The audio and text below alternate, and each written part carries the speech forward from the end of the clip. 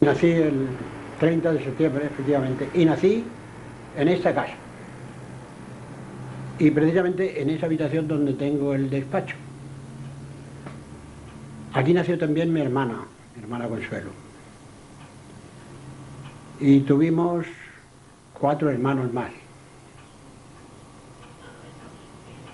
Era Bienvenida, Ricardo, Manolo y Caridad. Se murieron todos de niños. Hemos quedado los 2 mayores.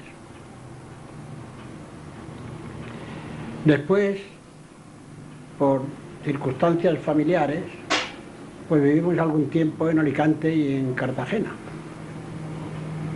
Luego volvimos. Mi padre, al nacer, en esos cristales de ahí, con un diamante, había puesto las fechas de los nacimientos, del mío y del de Consuelo. Volvimos de Cartagena y volvimos a alquilar este piso. Estaba vacío. Y en una juerga que tuvimos aquí, una reunión de estas de amigos, pues uno de ellos, en un momento de movimiento, de euforia, pues con el codo rompió el cristal precisamente ese donde estaba la fecha, y fue un disgusto para todos. Mi padre se llevó un disgusto tremendo. Pues sí, vivimos en varias poblaciones. Yo aquí iba al colegio de don José Gómez Ros, que estuvo en varios sitios. Estuvo primero, que yo me acuerde, en la calle de Luciano López Ferrer, enfrente donde estaba Correos, en un piso. Allí teníamos la escuela, una habitación, casi con el balcón nada más. Luego la tuvimos también en el Cantón, posiblemente en el sitio donde está hoy el bar ese que le llaman el Túnez. Después estuvo en la Plaza de las Malvas, donde está ahora Correos, también en el piso. Me enseñó bastantes cosas de aquel hombre, esta es la verdad. Aprendí con él muchas cosas, limitadas, pero muchas cosas. Después pasé un poco mayor, pasé a la escuela de don José Chaza, que estaba ahí en Entrefuentes, entre la Fuente de los Borres por un lado y la Fuente de los Chorros por el otro. Me acuerdo que regábamos el piso de la escuela, pues sacábamos el agua de la balsa, con una especie de regaderas que había, era un cono de zinc, con un asa, y con eso regábamos el piso de la habitación, que no estaba ni enlosado siquiera, el piso de yeso, el piso de don José Chalzá. Don José Chalzá fue un maestro extraordinario. A ese sí que le debemos muchas cosas. Mira, el entusiasmo por las cosas del campo, por la naturaleza, por la poesía. Porque a mí me contagió, el amor a la poesía me lo contagió don José Chalzá. Después estuve también en la escuela de don José Serra, que estuvo en la misma casa en donde hoy vive, en la calle Baja, el pintor Pedro Marco, en la misma casa donde vive Pedro Marco. Allí estuve poco tiempo. Después, pues lo que tú dices, yo me acuerdo de los juegos que hacíamos cuando éramos pequeños. Jugábamos pues a muchas cosas, muchas las he puesto en el cancionero ese. Pero juegos sin música, pues jugábamos, que te digo yo, al mate y cartones, a las bolas, a la estornija, a la trompa, que por cierto, había una muchacha, a la que llamábamos la Pelendrina, que como decíamos entonces nosotros, nos engalipaba y luego nos pilfaba, porque jugaba mejor que todos, nos ganaba a todos, la Pelendrina aquella, ¿no? Y había un juego especial que yo no lo veo ahora, era al birle. No sé si vosotros lo conoceréis, pero era un juego que consistía en tirar una perra gorda a la pared o al rastrillo de la acera. El otro tiraba después. Y si su moneda llegaba a menos de un palmo de la otra, se llevaba las dos. Ahí sí que yo no tenía enemigo. No conozco a nadie todavía que tenga más palmo que yo. Claro, no querían jugar conmigo a eso del palmo, matí palmo. Teníamos que poner una medida. Poníamos una caña, un palito, y así la medida era igual para todos. ¿Y era usted un niño muy trastero, como se dice aquí en Villena? Pues no, he sido un chiquillo normal, he hecho de todo. Lo que no he hecho nunca ha sido novillos. Recuerdo haber hecho novillos una vez en mi vida. Y por cierto, mi padre me castigó. Y un castigo muy singular. Me metió en la cama a las 2 de la tarde y estuve en la cama hasta el día siguiente. No me dejó moverme de la cama. Nunca me ha pegado, pero eso hacía daño. Pasarse así un par de días en la cama era... Y ya digo, nos fuimos a Madrid y entonces ya estaba yo en edad de estudiar un poco. Porque, claro, yo tenía afán de estudiar, pero tampoco estábamos muy sobrados de medios económicos en mi familia, esta es la verdad. Y allí en Madrid, mis tíos me animaron a que me presentara a las oposiciones a correos que se habían convocado. Y me ayudaron a estudiar y estudié y saqué la plaza. Pero entonces tenía yo 17 años. Fue a los 17 años cuando... Y por cierto se dio una circunstancia curiosa. Fui a tomar posesión a la Administración Municipal de Alicante. Tomo posesión y veo que ya había tomado posesión otro de mi mismo nombre y apellido, José Soler García. Que creo, uno de los dos estábamos destinados a Bilbao y el otro a Alicante. Bueno, nos quedamos los dos en Alicante.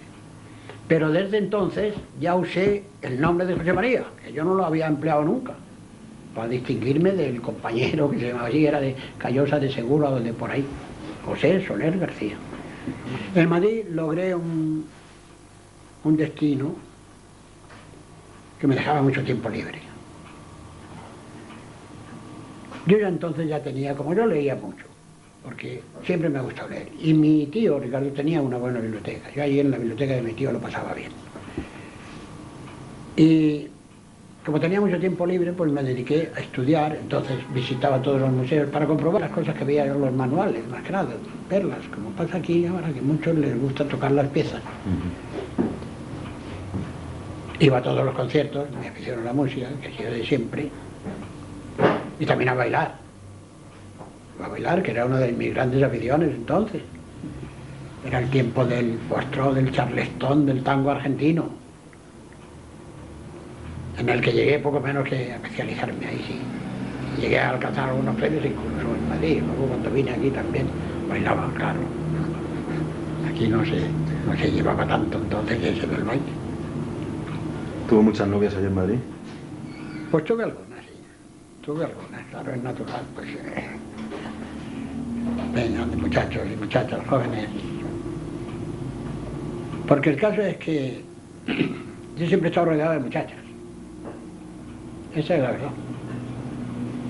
Incluso aquí ya, pues dirigí el grupo de teatro que había aquí.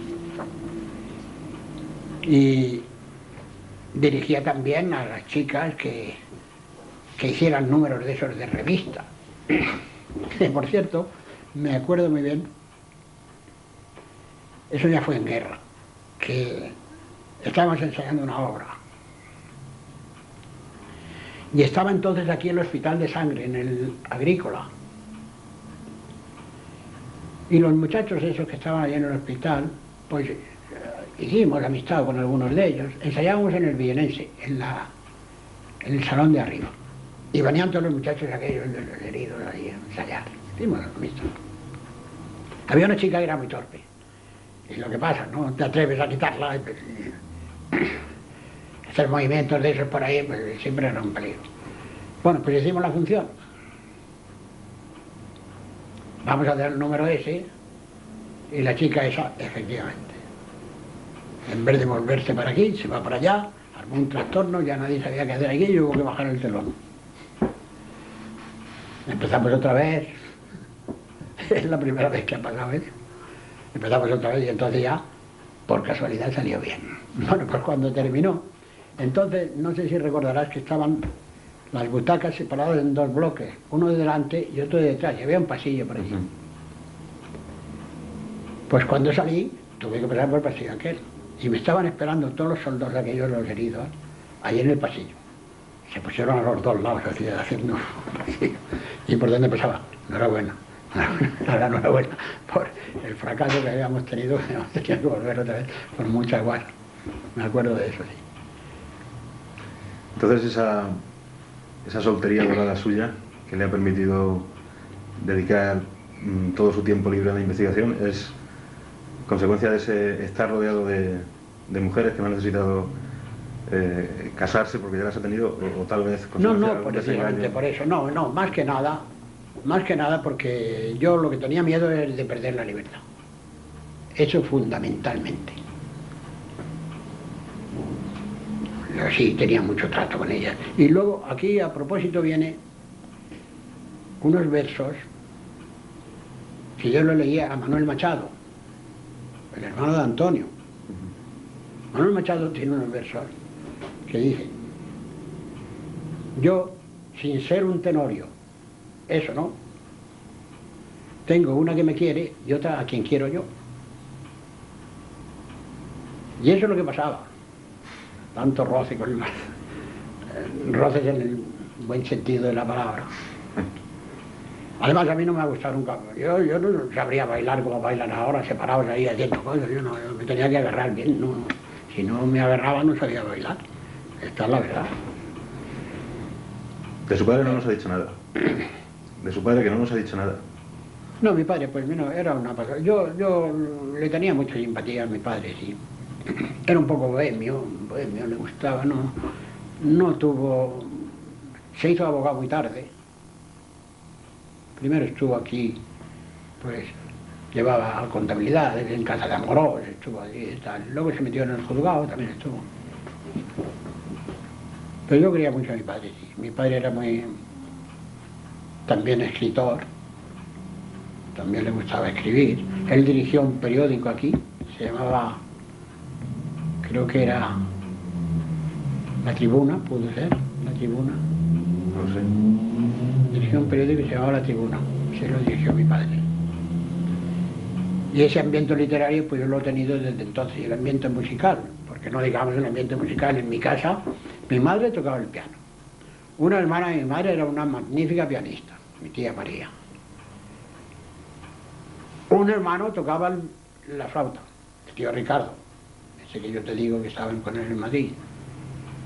Y otro hermano tocaba la viola. Imagínate tú, en casa teníamos un cuarteto. Yo siempre he tenido un talante liberal. También lo he mamado en mi ambiente, mis abuelos, mi padre, mis tíos, todos eran liberales. Y se produjo un acontecimiento que nos produjo un gran efecto, que fue la dictadura de Primo de Rivera. Pero no por la dictadura de Primo de Rivera, en realidad lo que sentimos todos muchísimo, por lo menos los de mi cuerda, lo que pensábamos así, fue que el rey lo apoyara. Eso es lo que más nos dolió. Hasta el punto de que muchísimos nos hicimos republicanos. No nos gustó nada que fuera el rey quien apoyara a Primo de Rivera. Yo entonces, fue por entonces, no sé si salía, pues, qué año fue, yo entonces me adherí a esa agrupación al servicio de la República que hizo Ortega y Gasset con Marañón y con Pérez de Ayala.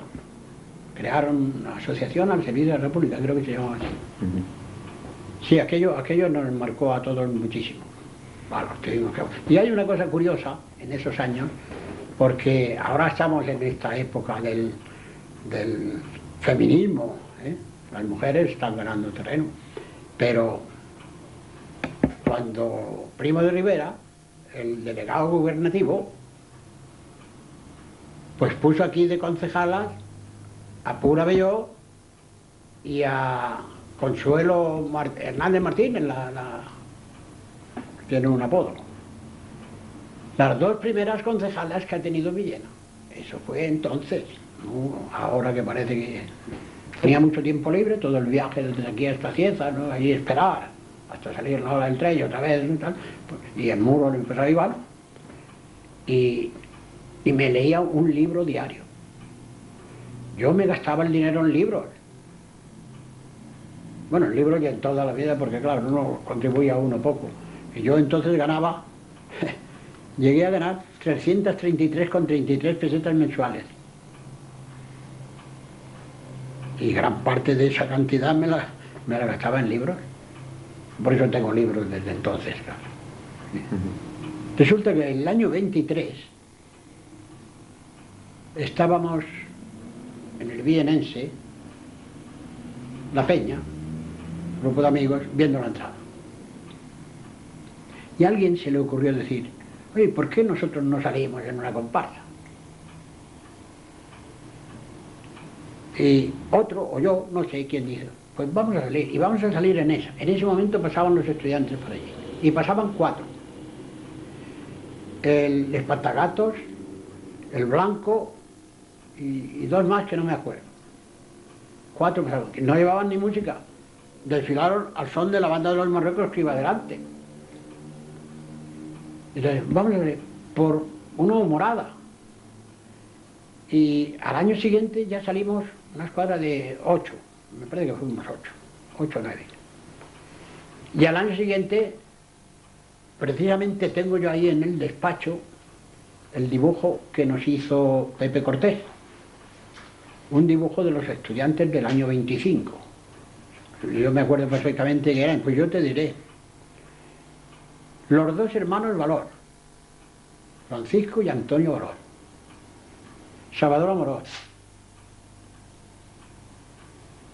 Pepe Tornero, era hijo de un dentista que ve aquí, Chivo Pérez, Pepe López, que era uno de los López, de los Crespos estos, que luego se fue de Sacha a Barcelona, Fernando Bonastre, Pepe Ruescas, Enrique Marín, hermano de Octavio, de la familia, hijo de don Antonio Marín, el poeta. Todos esos ya desaparecidos. Y quedamos vivos de esa época Paco Hernández, Juanito Martínez, Juanito el de la Fonda, que todavía creo que vive en Barcelona, hace mucho tiempo que no lo he visto, Juanito López y yo. Son los 4 que quedamos de aquella escuadra. Luego al año siguiente salieron más de 40. Las fiestas eran muy distintas a las actuales, desde luego. ¿Y cuáles son las diferencias? Bueno, pues la diferencia es que, fíjate, entonces, pues eran unas reuniones, las comparsas eran unas reuniones de verdaderos amigos, unas verdaderas peñas. Ahora no. Las comparsas se han subdividido. No es una comparsa, son muchas. Tantas como líderes hay en la comparsa, que hay muchos líderes, y esos son los cabos de gastadores, que se hacen su comparsa aparte, en todo. Y no hay manera de... Y luego la masificación, eso es tremendo. Entre la cantidad de comparsas, la cantidad de escuadras, lo que se entretienen por lucirse en los cabos, que va uno aquí y el otro allá, pues cada vez más difícil. Y además se están haciendo aburridas. ¿Pero son menos divertidas estas? Mucho menos divertidas, pues eso. Y la gente se aburre. Se divertirá el que sale. Claro, porque las fiestas en realidad son para vivirlas, no para contemplarlas. Porque son cosas distintas. Hay muchos festeros que dicen que ellos salen a divertirse y le importa 3 cominos el público, que el que se paga la fiesta es él. Yo se lo he oído decir a algunos. Es una mentalidad especial, pero han variado muchísimo, ¿no? Pues sí, el primer artículo lo escribí a raíz de eso de la creación de la comparsa de estudiantes, el año 26. Creo que es el primer artículo. Un artículo referente a los estudiantes. Y lo firmé además con el seudónimo de Uno. En la cabecera iba ese dibujo de Pepe Cortés, que os digo que lo tengo ahí guardado en el despacho. Tengo el original. Luego, el año 28, escribí otro, me parece que fue el 28, sí. escribí otro artículo en el Patria Chica, en un extraordinario de un periódico que salía aquí, se llamaba Patria Chica. Un artículo se llamaba, lo titulé Evocación. Está publicado con mi retrato ahí en la cabecera. Unos artículos de trascendencia y significativo. Hablaba de evocación, lo que evocaban las distintas edades, en los chiquillos, en los ya jóvenes y en los mayores, el olor de la sabina. La sabina era una hierba con que adornaban los arcos de la corredera, unos arcos de tela y tal, y los ponían, y era un olor muy penetrante. Y yo hablaba de esa cosa. Luego ya llegué a dirigir también, hice amistad con Juan José Pérez Domenech. Juan José Pérez Domenech llegó a ser secretario del Ateneo de Madrid. Y bueno, cuando empezó la guerra, claro, ahí está la cosa. Entonces, de entrada, tuve que sufrir la prisión de mi madre. Encerraron a mi madre. Tuve unos días encerrada, porque una de las muchachas que tuvimos, pues, dice que se había quejado mucho de la quema de los conventos y de la quema de los... Por esa razón, la encerraron. Así empezó, para mí. Yo, en realidad, me retiré, no intervine para nada. Y a mí me destinaron a la central, que estaba en Valencia, la base Turia, que se llamaba, una base militar. Sí, estábamos asimilados a capitanes, nosotros. Y allí estuve en la sala de dirección, pues, hasta el año 38, que entonces me mandaron a la... No, antes estuve en el servicio del correo entre los grupos de ejércitos. Yo iba desde Valencia a Almadén, con la correspondencia de los ejércitos de Extremadura. Luego hice también esa ambulancia de Valencia a Alcázar. Pero el año 38 me mandaron de jefe a la estafeta de campaña de la 15 División, que estaba por ahí, por el frente de Teruel, en Estivella, un pueblecito al lado de Valencia, cercano a Valencia. Y allí estuve hasta la terminación de la guerra. Ya de allí me vine aquí. Y entonces, cuando vuelvo, si al principio había tenido la represión de mi madre, pues entonces tuve la mía. Primero fueron unos, luego fueron otros. Y entonces me encerraron, estuve un año en la cárcel, estuve aquí, estuve en Monóvar y estuve en Alicante. Y al año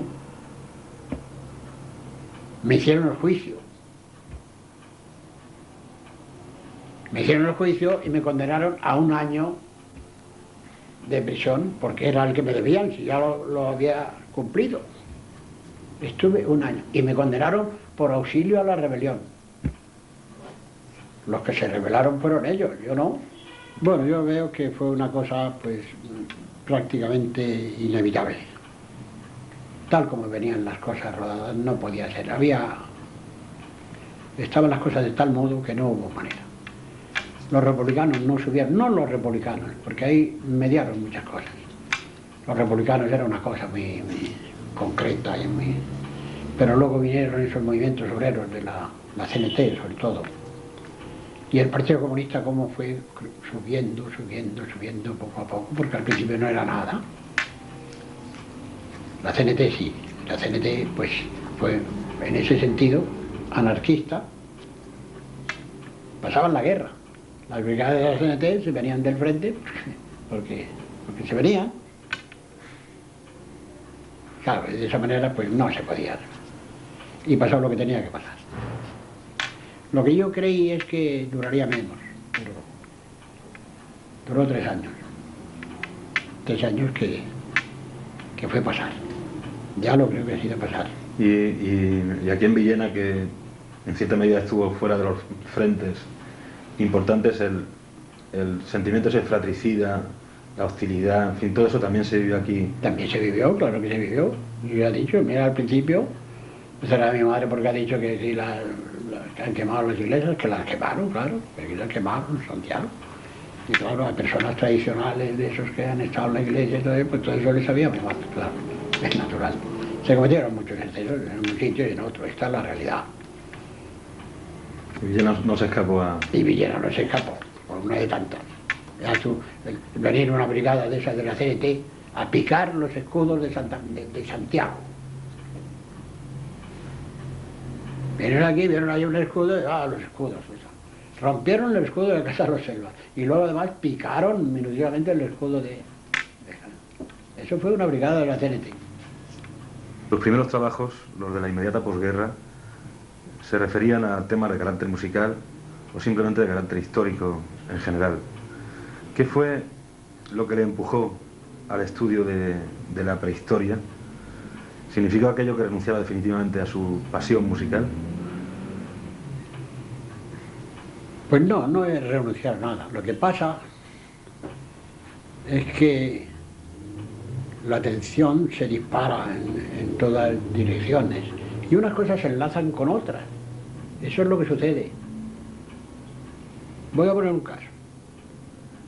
Estaba estudiando la evolución del edificio de Santiago, las vicisitudes de Santiago, no, del ayuntamiento. Resulta que la iglesia vendió esas casas que eran suyas, se les vendió al ayuntamiento para tal. Buscando papeles me encuentro pues la escritura de compraventa. Y allí me veo las firmas de todo el cabildo eclesiástico y el cabildo seglar. Y en el cabildo eclesiástico me leo en la firma Ambrosio Cotes. Caramba. Es lo que digo. ¿Cuántas gentes habrá pasado por ahí? Habrá leído eso y no le ha llamado la atención. Pero yo, que era aficionado a la música, sí que sabía que había un gran músico que se llamaba Ambrosio Cotes. Digo, ¿será posible? Y me lo veo aquí en la iglesia de Santiago. Como de aquí pasó a la Capilla Real de Granada, y aquí no consta nada de eso, me fui a Granada. Voy al archivo de allí de la catedral. El archivero pues, se portó muy bien conmigo, me dio toda clase de facilidades, veo, y me sale un documento.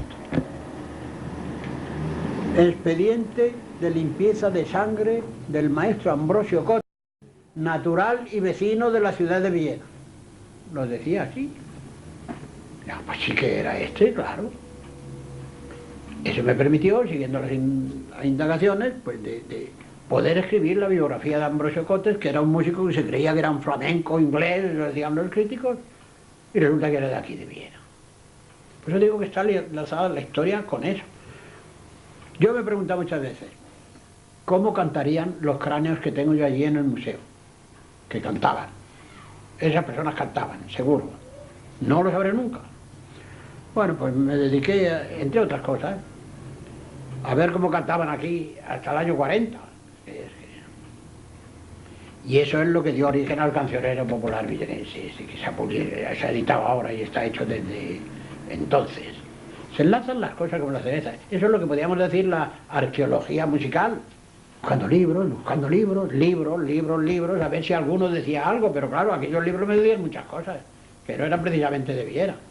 Pero yo que quería buscar de aquí, y efectivamente me puse a buscar, imagínate lo que ha resultado, que casi me tuve que dejar todo lo demás, por dedicarme precisamente a la prehistoria. Esta es la razón. Me ha interesado saber que, por ejemplo, y lo encuentro y lo anoto, ¿qué diré yo?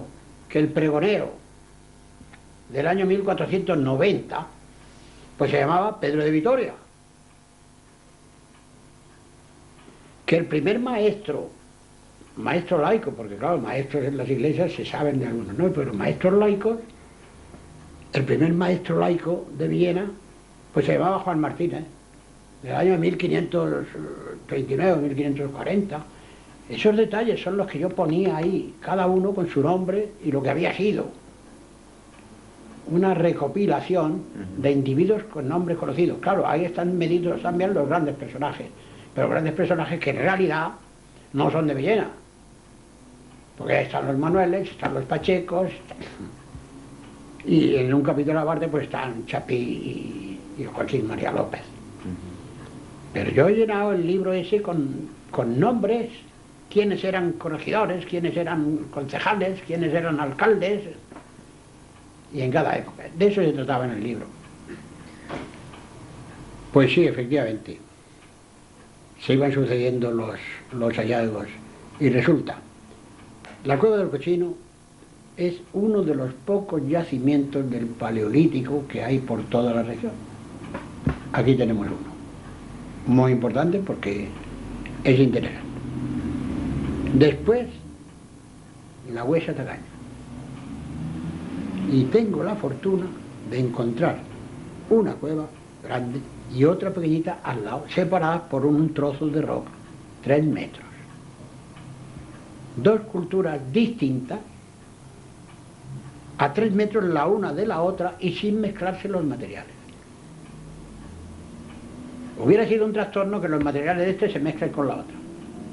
Hubiera sido un trastorno general, porque hubiéramos creído que en esa época convivían estas piezas con estas otras, y no era así. Fueron unos que llegaron después y no se quisieron meterse en aquella cueva y se quedaron ahí aparte. Hay unas cerámicas que están adornadas con el borde de una concha. La concha es el cardium, por eso se llaman cerámicas cardiales. Bueno, las cerámicas cardiales eran el distintivo de una época determinada, que es la cultura de las cuevas, se ha llamado. Yo he explorado 15 o 20 cuevas y en ninguna me ha salido la cerámica cardial. Me sale en un llano. Trastorno. Ah, pues no. Resulta que en Villena, hasta la casa de Lara, que hay cerámica cardial. Pero resulta que después encuentro la Renal de la Virgen. Otro yacimiento de llano que está la cerámica cardial. Varía totalmente el panorama con esos dos yacimientos. Bueno, luego encuentras el Cabezo Redondo y hay 60.000 cosas ahí nuevas. No es cuestión ahora de detallar aquí todas esas diferencias, pero esa es la cuestión. La gran importancia del libro que yo ahora acabo de publicar es esa. Que hasta ahora se creía que largar era una cosa que llegaba. No, señor, el llegar ya. Y ahora ya te dicen los historiadores, la historia, la prehistoria de los siglos III, II antes de Cristo, desde hoy, lo dice el que ha prologado, Mauro Hernández, el que ha prologado el libro del Cabezo. Hay que hacerla desde el Villena y el Vinalopó. Así lo dice tajantemente. El estudio de la cultura de la Edad del Bronce de los siglos III, II antes de Cristo, hay que hacerlo desde Villena y el Vinalopó, que es una verdadera capital. En el tesoro, no hablemos del tesoro porque claro, esto necesitaría más. Te salen 2 piezas de hierro. El hierro más antiguo es del siglo VI antes de Cristo, lo que se conocía. Pues no, señor. Antes del 1000 antes de Cristo ya hay hierro, como lo prueban las 2 piezas del tesoro. Y por donde toques van saliendo datos de esos nuevos. Esa es la gran importancia de la arqueología vienense. En 1982 fue distinguido con el premio Montaigne, recibido por 2 españoles únicamente antes que usted, Salvador Espriu y Pedro Laín Entralgo. Esto fue el reconocimiento internacional de su trabajo intelectual. ¿En qué medida modificó la consideración que dentro de España se tenía de su obra, o más concretamente dentro de nuestra comunidad? Y también en qué medida modificó su propia consideración, la consideración que tenía de sí mismo. La consideración que yo sabía, fundamentalmente mi misión ha sido trabajar con rigor, precisamente por esa posible tara de ser un aficionado y no un profesional. He trabajado con rigor. Antes de dar una cosa me he tenido que informar bien y creo que no me he equivocado muchas veces. La primera distinción importante, sin embargo, se la hizo su propia ciudad, la ciudad de Villena, con la medalla de oro. Sí, sí. Parece que no vale con usted la sentencia evangélica de que nadie es profeta en su tierra. Y ¿Cómo desde lo ve luego, usted? esa es la distinción más emocionante que he tenido en mi vida. Ríete del premio Montaigne y porque eso se hizo pidiendo la opinión de los villenenses, no a dedo como se han hecho otras cosas. Ahí sí que se tuvo cuidado de hacer una encuesta y de preguntarle a la gente, y yo tengo ahí las contestaciones. Y eso sí que es emocionante, ver cómo respondió la gente. Fábricas enteras, que te han firmado todos. Eso no ha sucedido en estos premios de la otra casa. Eso ha tenido que suceder aquí. No es que eso sí, que lo tengo bien grabado. Ha sido profeta en su tierra. Sí, sí. Sin duda, el Museo Arqueológico es una contribución tan importante como su obra escrita. Háblenos de las peripecias de su creación, de su valor histórico y de cuál es el futuro que le espera ahora que ha sido recientemente restaurado. Pues eso, como llevaba yo muchos años ya trabajando, se reunió una gran cantidad de material. Entonces era preciso exponer aquello. Y entonces encontré otra de las ayudas inestimables, la de un señor abogado de Villena que se llama Alfonso Arenas García, que era teniente de alcalde del ayuntamiento, y se lo propuso al alcalde Luis García Cervera y decidieron hacer un museo. Y se hizo. Y ahí está. Se inauguró en 1957. Y vino a inaugurarlo don Julio Martínez Santolaya, que era el comisario general de Excavaciones de España. Pero claro, entonces era un museo local, un museo del ayuntamiento. Pero luego surge en 1963 lo del tesoro, todas estas cosas del tesoro. Y entonces ya había que remodelar la cosa. Y también ese abogado que se llama Alfonso Arenas García también propuso, hizo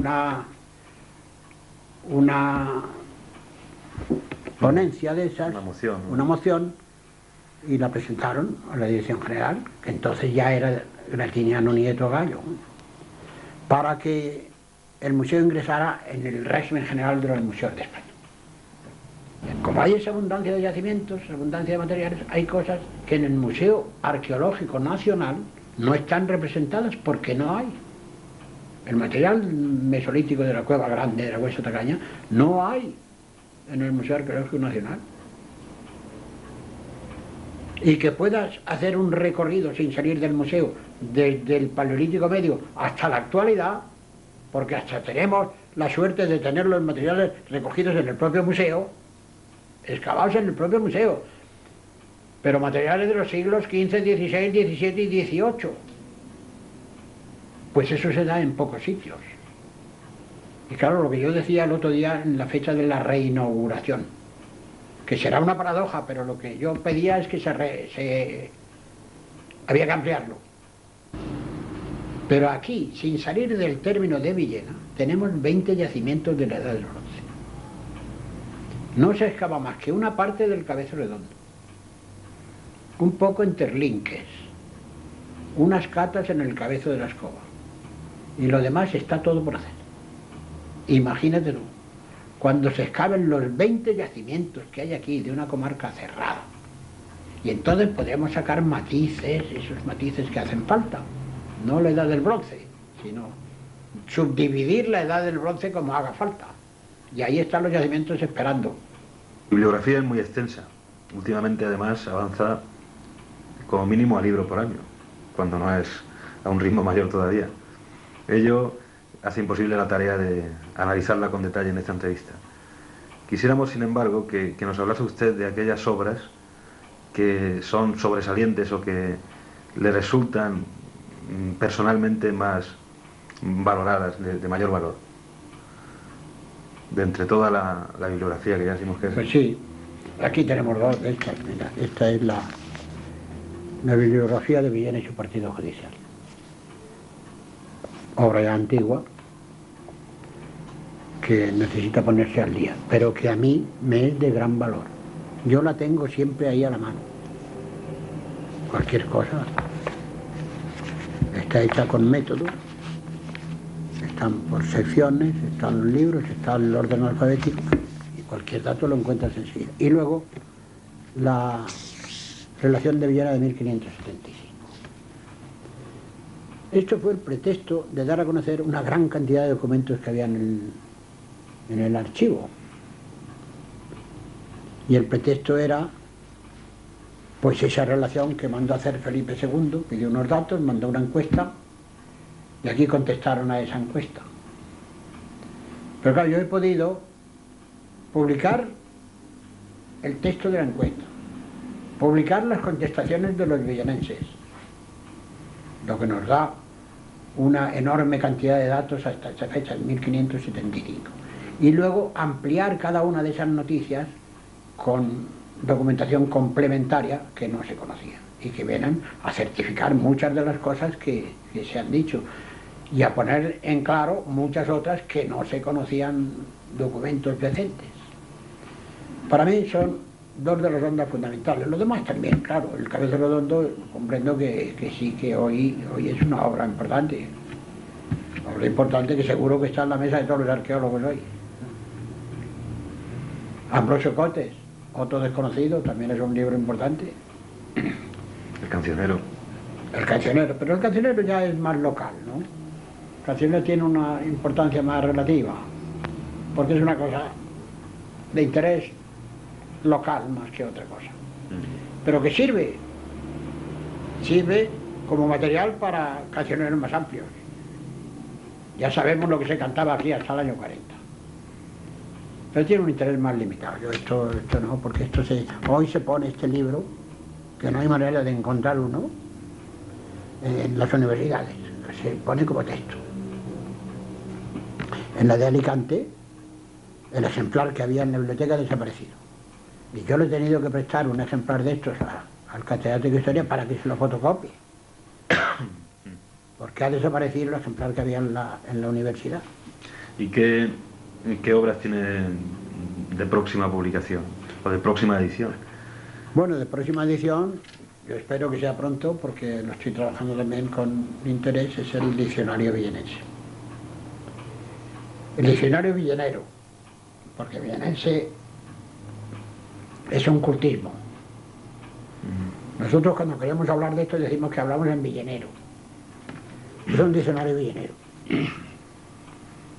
que lo estoy recogiendo hace muchos años, luego se ha publicado mucho aquí. En villenero se ha escrito mucho, la gran labor que ha hecho, por ejemplo, Alfredo Rojas. Y todo eso se ha podido incorporar a ese diccionario, autorizando las palabras con frases escritas por escritores locales. Quisiéramos hacerle alguna pregunta, no ya como personaje histórico, sino como historiador. En primer lugar, conocedor como nadie, y podemos decirlo con toda seguridad, conocedor como nadie de la historia de Villena, ¿qué época habría escogido para vivir en Villena si tal decisión hubiese estado en su mano? Yo desde luego está. Yo no me cambio por ninguna época de esas que he pasado, de ninguna manera de las que yo he visto, nada, no. Como esta, ninguna. Ni siquiera aquella época en la que Villena fue cabeza de un nada de eso, ni en esa siquiera, Pues no la diferencia de aquellos tiempos a estos. No me cambio por ninguna época de la historia de Villena. Y en segundo lugar, Villena ha sido históricamente una ciudad, una población fronteriza entre el reino de Castilla y el reino de Aragón. ¿Cómo ve usted, en este sentido, considerando la historia, nuestra integración en la comunidad valenciana? Si aquí todavía hablamos de los valencianos en tercera persona, ¿cree que tenemos algún futuro en esta comunidad, además de ser los hermanos distintos o los parientes pobres de la misma? Es un tema ese difícil, pero resulta que nosotros somos de la comunidad valenciana, porque unos señores en Madrid se ponen en una mesa, se pone a hacer una división del mapa, tal. Bueno, pues aquí ponemos la Villena y esto aquí y otra referencia. A nosotros no nos consultaron para nada. Y hacen un partido judicial con Villena, Sar, Viar, Benejama, Campo de Mirra, tal. Bueno, con la línea fronteriza del idioma, no la que hacen los señores ahí, sino la del idioma, que también es una línea esa difícil, porque yo la considero como esa línea que hacen las fisuras de los cráneos. Esa es la línea del idioma.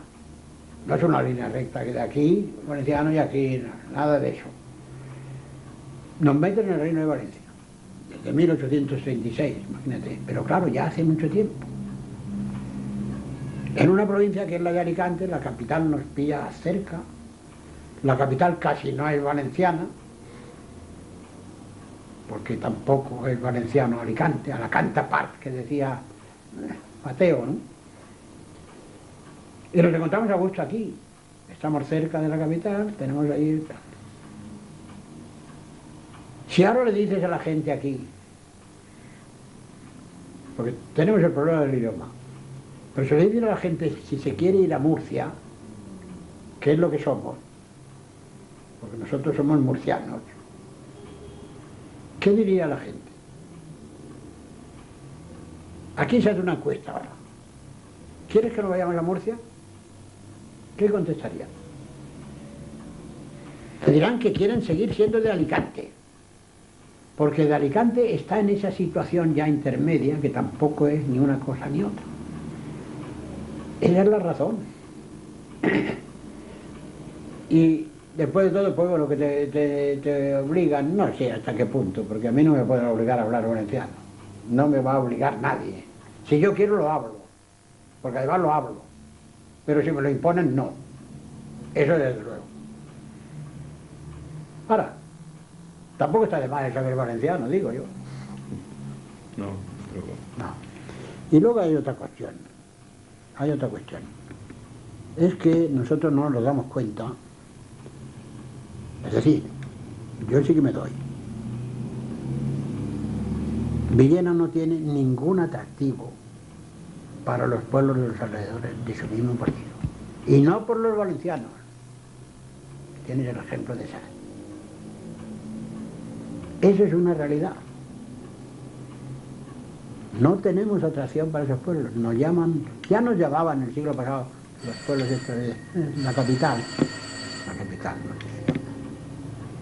La realidad es que nos hemos quedado estancados. No hay iniciativas. En el comercio, tú fíjate, ¿qué ha habido aquí? Tenemos una industria con el calzado que se mantiene, pero por lo demás no hay iniciativas. No hay imaginación, no hay atractivo para moverse en la industria y crear cosas nuevas, no lo hay. Caudete debe de ser de Villena. Es de Albacete por no ser de Villena.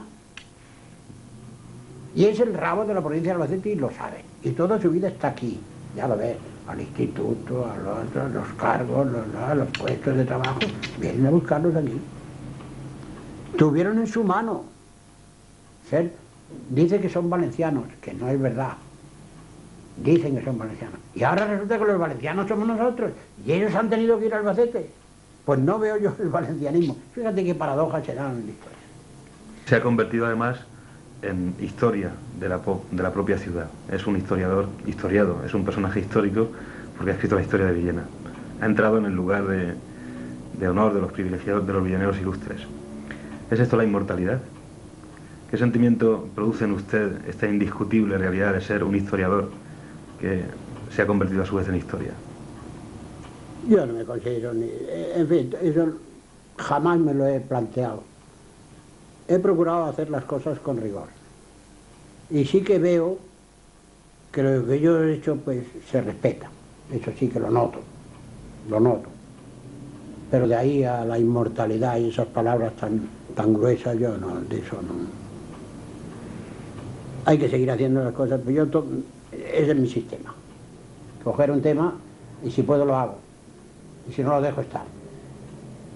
Y si lo hago, procuro hacerlo bien. Esa es la razón. He dicho muchas cosas que sí, he abierto caminos porque estaban cerrados. He desbrozado algunos caminos, eso no me cabe duda. Pues es una gran satisfacción, pero con eso me basta. Con saber que sí, que está el camino abierto y que ahora se seguirá. Ya hay mucha gente ya puesta que van a seguir la labor, ¿eh? Esto no se acaba. Ya hay mucha gente. Además se va a variar muchísimo. Tú imagínate los colegios que hay ahora, el instituto, la universidad en Alicante, la gente que hay estudiando en la universidad. Eso tiene que influir en el futuro. Su actitud política a lo largo de su vida ha sido extremadamente prudente. Con frecuencia, silencio total. Ello le ha permitido mantener buenas relaciones con la mayor parte de los alcaldes villenenses, desde la posguerra, la dictadura, hasta la democracia con los socialistas. ¿Se debe esto a una opinión negativa sobre la política en general? ¿Cómo ha visto usted la historia política de Villena desde su balcón de la Corredera? ¿Qué salvaría y qué condenaría de los últimos años? Me refiero a los años de la posguerra y la democracia, de la vida política local. Bueno, yo partiendo de la guerra, que eso lo borraría si pudiera, pero lo demás no hay muchas cosas que modificar. Naturalmente esto no se acaba nunca. Esto no se acaba nunca. Ahora hay muchas cosas que están bien, se ha ganado muchísimo, se ha hecho muchísimo en estos últimos años y esto se nota, esto es una cosa que se ve. Se ha hecho más en estos años que en los 100 años últimos. En cosas, me refiero yo a cosas del pueblo, lo estamos viendo, ¿no? Eso es evidente. Hay mucho que hacer todavía, claro que hay que hacer. Pero yo como además no he querido, a mí me propusieron ser, bueno, no, a mí eso no me gusta. A mí me gusta mi despacho y mi trabajo, pero meterme en el que si puedo servir de algo, pues me gusta servir. Y me ha servido ahora y antes y siempre. Si me han buscado los alcaldes de antes para algo, me han encontrado. Algo que no vaya en contra de mí, me encuentran. ¿Por qué no? Yo creo que eso es lo que se debe de hacer. Yo tengo que mantener mi talante y mi criterio. Pero si a mí me necesitan, ¿por qué no voy a acudir? Porque me lo diga uno que eso sí que se ha hecho también. También se ha hecho. Ahora hay muchísima gente que puede decir muchísimas cosas y criticar que antes no dejarían hacerlo ellos. Claro. Y eso es lo que yo quiero que siga. Y mejorarlo en lo posible. ¿Ha vencido usted la tentación esta hazañista de los intelectuales al poder? No, yo eso desde luego, además ni lo he tenido nunca. Ni lo he tenido nunca. No. El intelectual no sirve. Lo intelectual sirve para aconsejar a los políticos, eso sí. Pero para gobernar él no creo. No creo. Los intelectuales no sirven para eso. Es una idea que parece que casi siempre fracasa, como usted dice. Sí. Los intelectuales en el poder. No, el poder siempre fracasa. Yo también los he visto, ¿no? El mismo Ortega, ¿no? Que para mí ha sido un ejemplo, siempre. Para mí, como decimos ahora, me comió el coco. Ortega y Gasset, sí.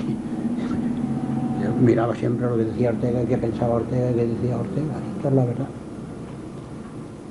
Y luego también he visto que tenía sus fallos, claro. Ya más tranquilo lo piensan y entonces, pues no tenía razón. Lo dice muy bien, pero no es verdad. Y ya para terminar, tenemos entendido que proyecta donar su biblioteca y archivo a la ciudad de Villena, constituyendo una fundación que llevaría su nombre. ¿Qué fines pretende cumplir tal institución y en qué estado se encuentra ese proyecto? Pues esa idea ya la tengo de siempre. Cuesta mucho hacer una biblioteca, como la que yo tengo, y en 4 días se deshace. Se desparrama, se esparce y se pierde. Yo eso lo he tenido siempre claro. Yo pensaba pues dejarlo a la misma biblioteca de aquí, pero luego surgió una idea, se le ocurrió a alguien, no a mí, hacer una fundación. Pensando en eso, a mí me pareció muy bien, sí. Cuanto me lo proporcionen, de acuerdo, contar conmigo, para lo que queráis. Desde luego, contar con la biblioteca, todo lo que tengo pasa a la biblioteca. Y claro, lo que sí que quiero es que eso funcione. Y estamos en esa labor de buscar primero la ubicación, después de ver cómo se forma, tal. Ya hay unos proyectos, ya me han enseñado unos proyectos, hemos leído, hemos discutido. Y yo sí que quiero algunas cosas que pondré, claro. La creación de premios de investigación sobre Villena, eso sí que me interesa, de música también. Quiero que se fomente la música en Villena. Y eso sí que tengo yo interés en que lo haga la fundación. De ello, para premios, para concertistas, para pianistas, para compositores, para lo que sea, la música. Una de las misiones de la fundación. Luego algunas cosas más menudas, como por ejemplo que le paguen la educación a mis nietos. Quiero que se preocupen de eso, si sirven, ¿no? Si sirven, pues que vayan. Y, en fin, en eso se está. Y no va por mal camino, porque además también tengo la suerte de que todos lo han visto bien. No ha habido discusión cuando se ha discutido eso en el ayuntamiento. Esto pega. Mira que eso va, creo que sí. Ahora estamos buscando asesoramientos, ver otras fundaciones de esas, cómo funcionan. Y por último, ya para no molestarle más, ¿qué diría usted, que conoce mejor que nadie el pasado de nuestra ciudad y a los villaneros del pasado? ¿Qué diría usted a los futuros villanenses con respecto a cómo orientar su vida en la ciudad? Pues eso que decíamos antes. Yo lo que echo de menos es espíritu de invención, pudiéramos decir, inteligencia, en fin, que se muevan, que no tengamos este estado de apatía en que nos encontramos. Sencillamente yo no quiero más que se mueva la gente y ver esas iniciativas, lo que se intente hacer cosas y que sacamos de una vez del marasmo este en que estamos.